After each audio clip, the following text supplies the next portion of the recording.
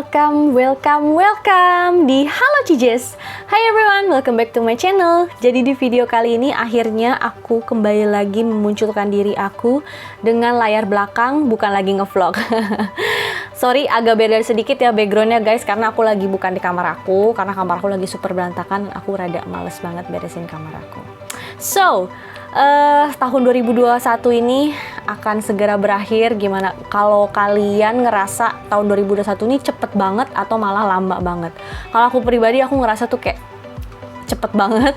Aku nggak tahu apa karena ini aku terlalu enjoy selama tahun 2021 atau memang karena kita udah mulai terbiasa ya ngerasain situasi yang sekarang, situasi dengan adanya pandemi, otomatis secara lifestyle kita pun kita udah mulai terbiasa. Jadi kita nggak terlalu merasa tahun 2021 ini agak berat seperti tahun 2020.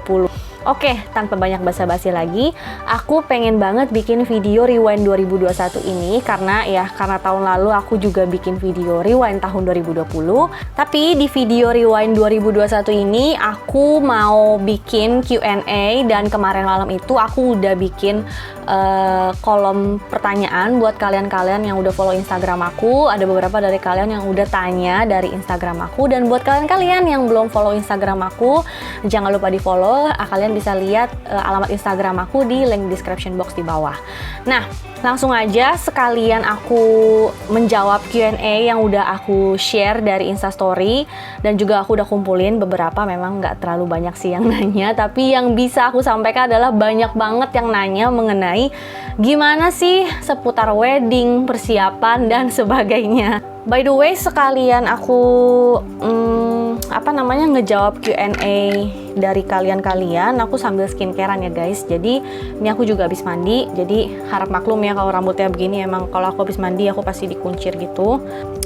Jujur ya, kalau dari aku pribadi, Rewind 2021 dari awal tahun itu aku bener-bener nggak expect tahun 2021 ini buat aku pribadi tuh adalah tahun yang sangat-sangat menggembirakan guys. Karena ya buat kalian-kalian yang udah ngeliatin video-video aku belakangan ini, seperti yang kalian udah tahu, aku sedang mempersiapkan pernikahan atau wedding, dimana setelah 10 tahun aku berpacaran dengan pacar aku, akhirnya kita memutuskan untuk melakukan pernikahan.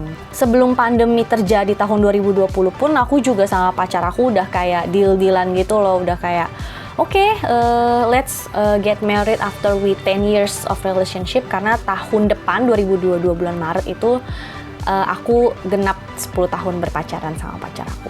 Jadi ya sudah dijalankanlah persiapan-persiapannya itu dari tahun 2021, dimulai dari pacar aku ngelamar aku, dan ini di luar imajinasi kalian, aku tuh dilamar tidak yang seperti orang-orang kayak laki-lakinya berlutut atau sewa videografer atau fotografer tersembunyi atau adanya bentuk bunga-bunga love gitu-gitu. Tidak seperti itu guys, karena ya cowok aku tipikalnya itu orangnya cuek dan mungkin bisa dibilang sedikit pemalu. Jadi kalau melakukan hal-hal seperti itu sedikit overwhelming buat dia.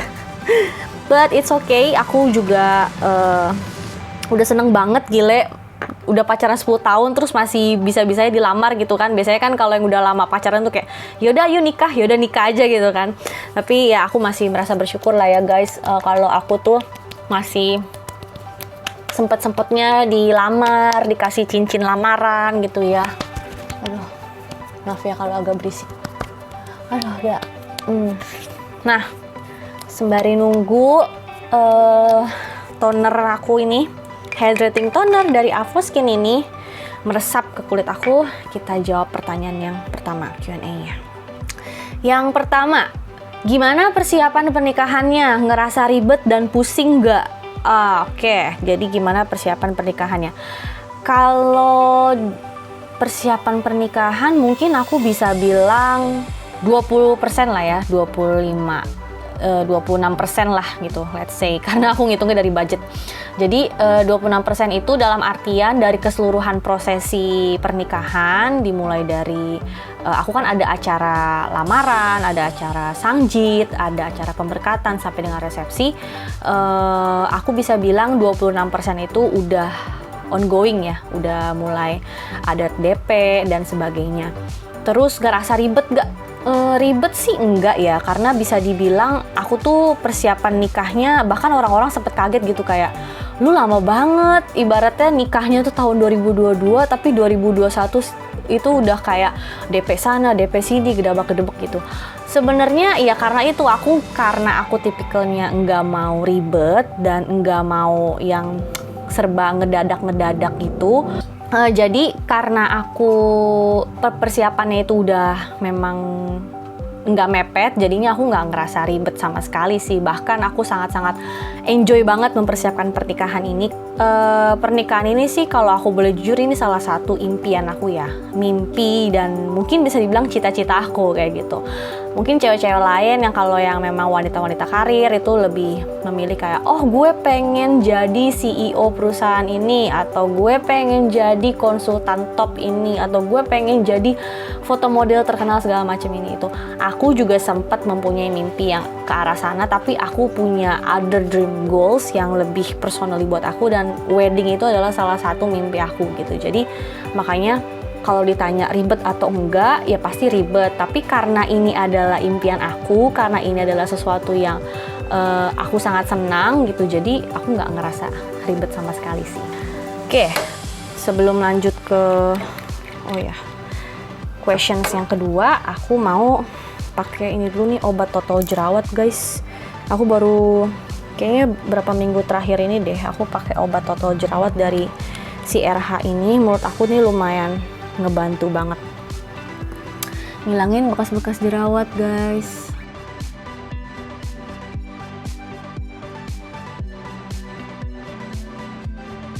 Oke, kita lanjut di questions yang kedua. Gimana perasaannya bentar lagi sah? Plus minusnya apa dan kenapa? Gimana perasaannya bentar lagi sah? Aku bisa dibilang dari 100%, 70% aku seneng. 30%-nya itu ya, maksudnya banyak worry-worry atau ketakutan-ketakutan yang kayak, bisa nggak ya gue kayak mendedikasikan hidup gue nggak hanya ngurusin diri gue, tapi ngurusin suami atau nanti anak kayak gitu. Udah siap nggak nih punya anak segala macam kayak gitu. Jadi sebenarnya lebih ke worry-worry yang akan masa depan gitu. Tapi kalau ditanya takut untuk menikah atau enggak, kayaknya sih nggak takut ya, mungkin lebih ke excited kalau aku sih. Nah cuma plus minusnya adalah plusnya nikah gitu maksudnya kali ya. Kalau plusnya nikah ya mungkin karena aku udah 10 tahun pacaran ya, maksudnya siapa sih yang nggak mau gitu kan, bisa tinggal bareng, ketemu setiap hari gitu, terus juga mau liburan bareng juga nggak masalah gitu, terus apa-apa berdua kayak gitu ya. Aku tahu sih ini pasti kalau buat kalian-kalian yang sudah menikah lebih dari 2 tahun 3 tahun pasti bilang kayak Ci juga bosen gitu. I know.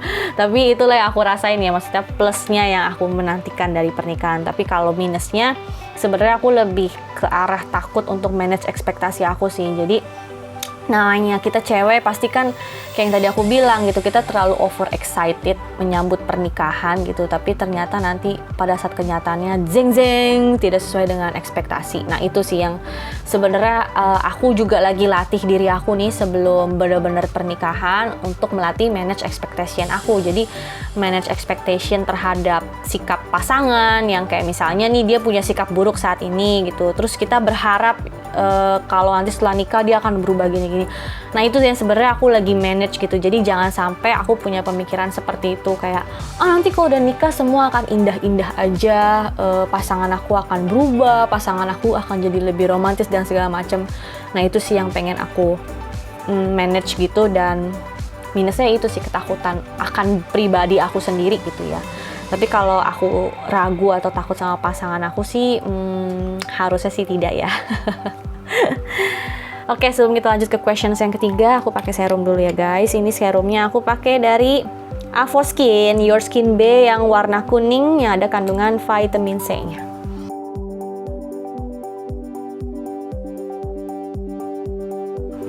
Lanjut di questions yang ketiga. Ada yang bilang nikah itu dipentingin setelah pernikahannya. Gimana menurut Cici? Oke, ya ini udah banyak yang bilang ya kayak pernikahan itu bukan pestanya yang penting tapi setelah pernikahannya. Yes, itu bener, aku setuju banget. Makanya itu kalau aku pribadi sih lebih ke selain aku persiapan finansial itu nggak hanya finansial pesta pernikahan ya, tapi lebih ke finansial. Oke, nanti setelah nikah pembagian uang kita akan seperti apa? Apakah aku tetap harus kerja? Apakah aku boleh tidak kerja gitu? Terus misalnya uang bulanan nanti akan di-manage sama siapa? Segala macam ini itu. Nah itu sih yang menurut aku yang perlu dipertimbangkan bahkan sebelum menikah gitu loh guys. Jadi sebelum kalian bener-bener memutuskan untuk menikah, itu adalah hal-hal yang harus kalian bahas sama pasangan kalian gitu, karena uang itu adalah masalah yang sensitif ya. Uang, materi itu masalah yang sangat sensitif. Jadi jangan sampai kalian itu ngomonginnya itu setelah udah menikah gitu, karena kalau seandainya nggak cocok ya nggak mungkin juga kan kita berpisah atau gimana gitu. Jadi lebih baik diomongin di depan sebelum kita benar-benar memutuskan yakin mau menikah. Itu sih menurut aku ya. Tapi ini nggak mengesampingkan juga untuk kayak bikin suatu kesimpulan bahwa kalau seandainya nih ada orang yang menikah mewah atau ada orang yang menikah secara sederhana gitu, terus kayak bilang bahwa oh yang menikah sederhana itu pasti setelah kehidupan setelah pernikahannya akan lebih prepare gitu dibandingkan orang yang menikah mewah gitu. Enggak sih, itu jangan sampai kalian tuh punya stigma seperti itu gitu loh, kayak lu mentingin pestanya gitu, yang penting tuh ini. Ya kalau aku pribadi sih kalau kita ada uangnya ya why not gitu loh. Kalau misalnya memang kita memang secara mindset oh gue ada uangnya tapi memang gue pengen secara maksudnya intimate, gak mau pesta, ya itu baik lagi nggak masalah juga gitu loh. Jadi lebih baik kita sebagai penonton di luar tidak perlu terlalu banyak muncul judgment atau stigma yang kita lemparin ke orang itu, karena menurut aku pribadi kayak aku sendiri pun juga nggak perlu nih harus menjelaskan ke orang-orang banyak kalau kayak oh gue memutuskan untuk begini karena gue tuh pengennya begini gitu. Kayak kadang-kadang sih juga kayak merasa nggak perlu juga sih dijelasin gitu, toh orang lain juga belum tentu sepenuhnya 100% pengen membantu gitu, karena mostly kebanyakan hanya ingin tahu aja kayak gitu loh guys. Questions yang keempat, tema weddingnya bakalan kayak apa? Waktu di vlog aku yang aku nyobain gaun pengantin, aku udah bilang kalau tema wedding aku itu bakalan intimate ya guys, indoor di dalam gedung. Dan gedungnya sendiri pun secara basically temanya itu adalah American Classic. Jadi akan ada banyak nuansa aksen-aksen kayu, seperti itulah, jadi American Classic. Nanti kalian bisa googling sendiri kayak gitu. Untuk dekor-dekor segala macam aku masih belum bisa memantapkan diri karena aku juga belum meeting untuk decoration sama vendor dekornya. Tapi aku ada dua pilihan sih. Antara aku pengen serba putih, jadi bunga-bunganya semua serba bunga putih, atau kayak semacam unicorn party. Jadi bunganya tuh lebih banyak bunga-bunga colorful kayak warna-warna pastel, warna-warna pink, biru, kuning, ungu, hijau, dan sebagainya. Pokoknya lebih sangat bertolak belakang gitu. Yang satu putih polos, yang satu rame gitu bunga-bunga kayak gitu. Jadi aku masih galau juga sih, apakah possible atau tidak kayak gitu. Sebelum lanjut lagi, aku pakai moisturizing cream night dari RH juga. Aku belum review ini ya, aku masih utang sama kalian banyak banget nih buat review skincare. Bersabar ya, semoga tahun 2022 aku bisa lebih manage waktu aku dan bisa bikin video yang banyak buat kalian semua. Aku seneng banget sama produk RH. RH itu adalah merek kedua yang cocok banget sama aku selain Avoskin. Oke, lanjut. Tadi questions yang keberapa tuh yang aku udah jawab? Yang keempat. Sekarang yang kelima. Gimana proses perburuan gaunnya? Jadi pakai yang di video kemarin. Oh, oke. Jadi untuk gaun guys, kalau kalian ngikutin, kalian bisa nonton vlognya nanti di sebelah sini ya. Aku akan kasih video card di sini. Jadi untuk gaun yang di video kemarin, sayangnya aku nggak akan pakai vendor yang itu karena aku sih suka banget sama semua gaunnya, jujur ya, kayak semua tuh muat banget sama badan aku, kayak aku tinggal pilih doang mau yang mana. Tapi aku tuh belum ketemu yang bener-bener kayak klik gitu, kayak oh my goodness, gue nggak bisa tidur, gue nggak bisa berhenti memikirkan gaun ini. Enggak, itu tidak ada perasaan itu di gaun-gaun yang kemarin aku cobain guys. Jadi aku masih memutuskan untuk cari gaun di vendor yang lain lagi. Nah, tadinya kan aku ada bilang sama kalian kan kalau akan ada kurang lebih 10 butik yang akan aku datengin. Unfortunately, karena aku juga maunya nyobainnya tuh bareng sama adik aku, dan adik aku itu kan sekarang lagi kuliahnya di Bandung, jadi dia tuh lokasinya nggak di Tangerang. Nah, akhirnya setelah aku pikir-pikir, ya udah deh, kayaknya gue memang harus datang ke studio yang memang gue udah keker dulu nih di Instagramnya, gue udah cari gaunnya yang mana yang gue suka, itu yang mau gue cobain. Akhirnya ya udah deh, aku dari 10 itu aku reduce, aku buangin. Akhirnya tersisalah satu vendor yang aku akan ketemuin nanti di bulan Januari.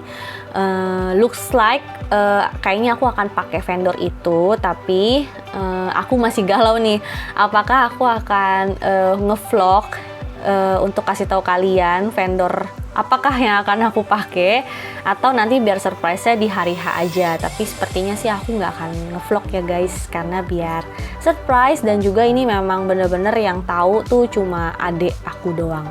Oke, kita lanjut lagi. Ini pertanyaannya banyak banget ya. Yang keenam, gimana kita tahu pasangan kita niatnya beneran serius mau ke pernikahan? Nah, ini juga beberapa waktu yang lalu ada beberapa ya dari adik-adik kelas aku yang ngechat juga ke aku kayak gitu. Kayak mereka bilang, "Cicis kok bisa tahan pacaran 10 tahun segala macem bla bla" gitu. Sebenarnya kita tahu pasangan kita serius atau enggak simple sih. Kayak misalnya kalau kalian ajak ngomong ke arah-arah yang menjurus-jurus ke tujuan lu pacaran sama gue apa sih gitu. Terus kayak misalnya kira-kira kita nanti nikah gimana ya, kita mau beli rumah dulu atau mau nikah dulu ya, segala macam. Jadi pertanyaan-pertanyaan yang sebenarnya menurut aku realistis tapi memang agak ngawang-ngawang gitu loh guys.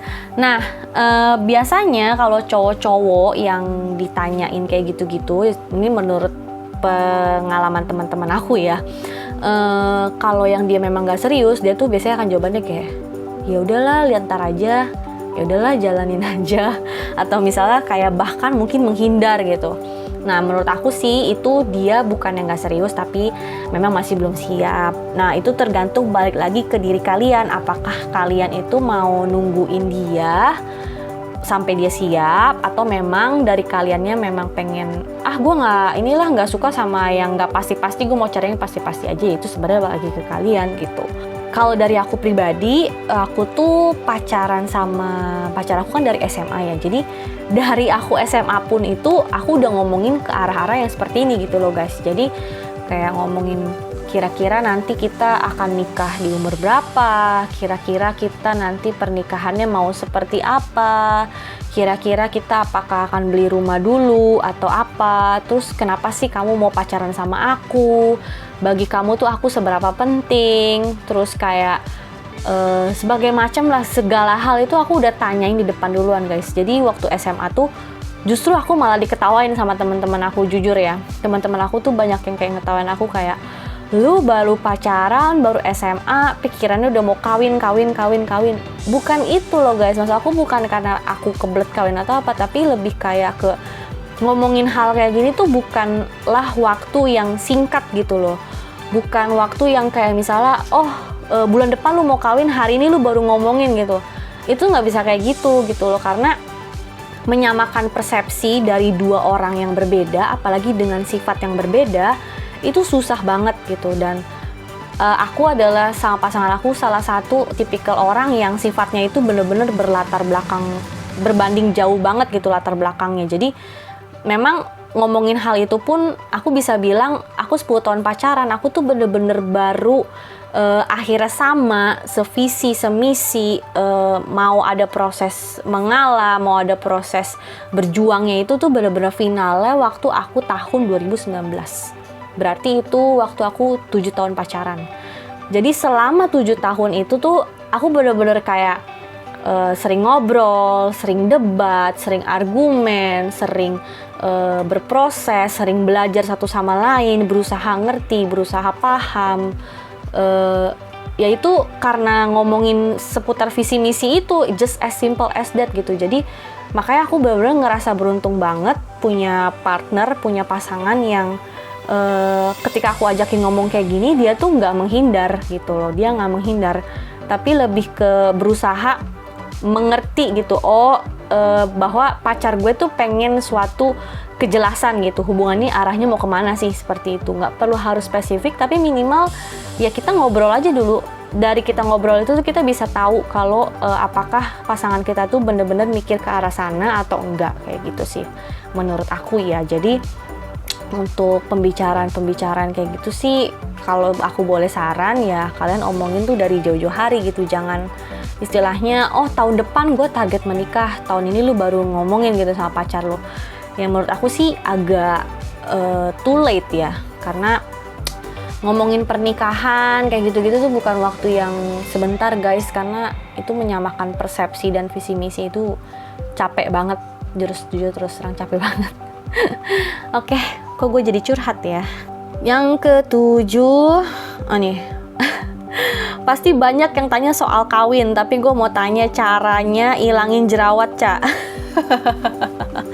Iya emang banyak banget nih, bisa dibilang hampir 90% nanya soal pernikahan ya. Gimana cara ilangin jerawat? Jujur, gue tuh nggak punya yang ampuh-ampuh banget, tapi lately kayak sekitar berapa ya, sebulan yang lalu, aku tuh ada bikin instastory guys di story. Aku ada bikin instastory di Instagram. Aduh pusing nih soal jerawat segala macam. Dan ada satu temen aku nih, my super bestie Ninik, dia bilang sama aku kalau harus sering-sering exfoliating. Dan itu kayak oh my goodness, aku tuh punya exfoliating toner tapi gue nggak pakai gitu, jarang banget kan. Akhirnya karena dia bilang sering-sering exfoliating sama pakai sheet mask, mulailah aku melakukan kebiasaan itu setiap hari. Nah, aku pakai exfoliating tonernya si Sombaimi yang ini warna hijau, yang AHA BH PHA ini. Aku cari-cari, ternyata dia tuh memang boleh banget dipakein buat daily use. Jadi makanya aku mengeksfoliasi secara chemical dengan menggunakan toner ini tuh setiap malam. Jadi setelah pagi aku nggak exfoliating sama sekali. Malam sebelum aku pakai toner yang hydrating ini essence apa toner lah punya si Avoskin ini, aku pakai si yang ini dulu, exfoliating toner dari Sombaimi yang ini. Pakainya itu di kapas, tadi kalian udah bisa lihat ya di awal-awal menit-menit awal aku pakai kapas itu tuh aku ini pakai exfoliating toner. Terus aku pakai sheet mask, diusahain setiap seminggu sekali minimal, atau seminggu 2 kali juga boleh, tapi aku biasanya seminggu sekali sih. Nah untungnya gara-gara aku melakukan kebiasaan baik itu sampai detik ini setiap kali muncul jerawat ya dia nggak beranak pinak lah guys. Jadi muncul satu yaudah beresin dulu nih satu gitu kan. Terus sudah gitu ditambah-tambah ya tadi aku bilang setelah muncul jerawat itu kan pasti merah-merah, kita gatel, pengen pegang-pegang. Aku tuh beli pimple patch. Ini juga aku belum pernah coba sih, aku belum pernah praktekin nempelin pimple patch karena belum muncul jerawat juga. Nah sama ini aku pakai si ini RH Acne Act ini. Kelihatan nggak sih kalian? Ya inilah pokoknya guys. Pakai ini nih si RH ini. Nah jadi itu bantu ngeringin jerawat lebih cepat, sama kalau yang aku rasain juga ngilangin bekas-bekas jerawat kayak gitu. Tapi again nggak instan ya. Itu guys cara ngilangin jerawat, cara menghilangkan, mencegah, dan ya begitulah pokoknya. Semoga membantu ya. Oke lanjut. Kok cowoknya nggak pernah ikutan masuk video Ci? Waduh, ini pertanyaannya sangat menyedihkan. Brand udah ditanyain nih sama netizen, Ciela, kenapa cowoknya nggak pernah ikutan masuk video? Masuk sih beberapa kali, tapi kayak bocor-bocor gitu ya, cuma kayak belakangnya doang, mukanya doang, sekelibat gitu-gitu, nggak benar-benar seriously masuk kontribusi di video. Karena Memang aku tuh kalau mau bikin video gini biasa aku nanya dulu sih. Entah itu aku nanya sama adek aku kayak mau collab gak? Mau masuk video gue nggak gitu. Nah sama cowok aku pun juga sama, aku lebih ke nanya sama dia mau ikutan masuk video nggak, mau bikin video nggak gitu, karena ya aku ngejaga privasi dia juga sih. Maksudnya kalau memangnya dia nggak suka dan nggak mau, ya aku nggak akan masukin di video. Tapi hopefully semoga nanti kalau misalnya aku udah serumah, sudah menikah, pacar aku mau ya ikut masuk dalam video. Aku juga pengen banget sih undang dia di video aku ini, karena pasti banyak banget hal-hal yang bisa aku berdua sharing ke kalian-kalian semua. Aku nggak bisa bilang kalau aku nih expertise dalam hubungan gitu, tapi mungkin aku bisa bagi sharing pengalaman aku berdua sama pacar aku. Secara ya kita pacaran juga bukan 1-2 tahun tapi 10 tahun, yang bisa menginspirasi dan mungkin memberikan kalian jawaban-jawaban atas pertanyaan-pertanyaan yang gak jelas dalam suatu hubungan. Jadi alasan kenapa aku gak dimasukin video yaitu dianya gak mau, masih belum siap atau masih merasa kayak enggak lah nanti aja gitu. Kayak begitu guys. Jadi aku juga tidak bisa berbuat banyak ya kalau dia tidak mau masuk video. Lanjut, prewednya bakalan banyak ya Ci? Prewednya bakalan banyaknya ya Ci? Kenapa banyak-banyak nggak sayang budget? Oke, jadi prewednya aku itu kan memang akan 3 kali kayak yang aku pernah bilang di video aku sebelumnya. Kenapa banyak-banyak? Karena bagi aku foto video itu adalah salah satu memori yang bisa kita pegang gitu loh, dan ada bukti nyatanya. Jadi misalnya kalau aku nanti udah tua, kalau aku nanti udah kayak rada pikun-pikun atau apa gitu kan, akan ada suatu bentuk nyata memori yang bisa kita lihat gitu loh. Karena aku tuh tipikalnya aku tuh orangnya sangat emosional, sangat sensitif. Jadi foto atau video atau tulisan itu tuh sangat-sangat memberikan kesan yang penting banget buat hidup aku gitu. Jadi kenapa aku pengen preweddingnya banyak-banyak ya, karena supaya ada foto-foto antara aku sama Brandy itu ya banyak gitu. Karena ya selama aku 10 tahun pacaran, aku tuh berdua jarang banget foto guys. Beneran, ini aku nggak bohong gitu, kayak bener-bener dikit banget fotonya. Dan itu pun fotonya nggak yang, maksudnya bukan yang bagus gitu loh, bukan yang kayak pakai kamera apa gitu, nggak ada sama sekali foto yang proper gitu. Jadi makanya momen pernikahan ini, momen prewedding ini aku bener-bener manfaatin bener-bener gitu loh untuk bikin satu foto yang bagus, yang kitanya proper, dandan yang bagus, dan diselipin cerita-cerita di balik foto-fotonya itu. Salah satunya prewedding video yang aku upload minggu kemarin. Kalau kalian lihat video aku ini berarti minggu kemarin prewedding clip videonya. Nah gitu deh. Jadi tanya apa nggak sayang budget? Enggak sih, kalau aku berdua sih nggak sayang budget ya. Jujur ya, memang kalau kalian lihat ini pasti kayaknya Cijes nih yang kebelet pengen prewed banyak-banyak gitu. Yes, betul lah, aku akuin. Dan untungnya pacar aku tuh tipikal orangnya tuh yang memang ibaratnya dia kan tidak bisa berpikir kreatif lebih banyak gitu dibandingkan aku ya, karena jadi orangnya pendiam gitu, lebih mengutamakan logika dan sebagainya. Nah jadi makanya dia tuh lebih ke arah menyerahkan ke aku aja gitu. Ya udah, kamu maunya ini ya nggak apa-apa gitu. Tapi aku selalu izin sih kalau aku pribadi.